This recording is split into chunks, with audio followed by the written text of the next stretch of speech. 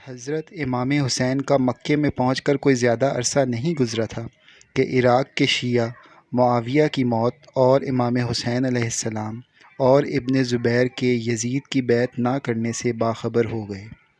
اس بنا پر وہ سلیمان بن سرد خزائی کے گھر میں جمع ہو گئے اور امام حسین علیہ السلام کو ایک خط لکھا جس میں آپ کو کوفہ آنے کی دعوت دی گئی۔ اس خط کا مضمون یہ تھا: اس خدا کا شکر بجا لاتا ہوں جس نے آپ علیہ السلام کے دشمن کا خاتمہ کیا۔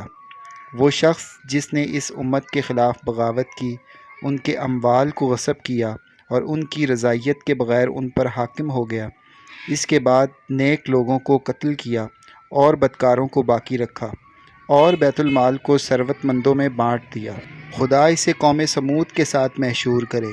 اس وقت ہماری رہنمائی کرنے والا کوئی نہیں ہے، تشریف لائیں، شاید خداوند متعال ہم سب کو آپ کی قیادت میں راہ حق پر متحد ہونے کی توفیق دے۔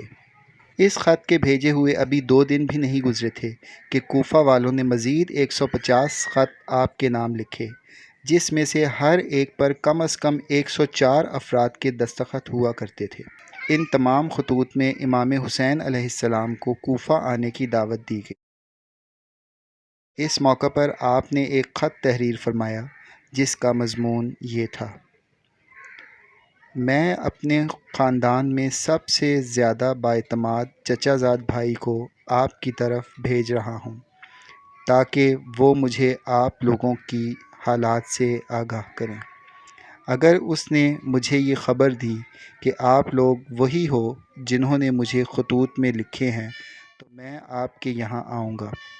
امام صرف وہ ہے جو کتاب خدا پر عمل پیرا ہو، عدالت قائم کرے، دین حق پر یقین رکھتا ہو اور اپنے آپ کو خدا کے لیے وقف کرے۔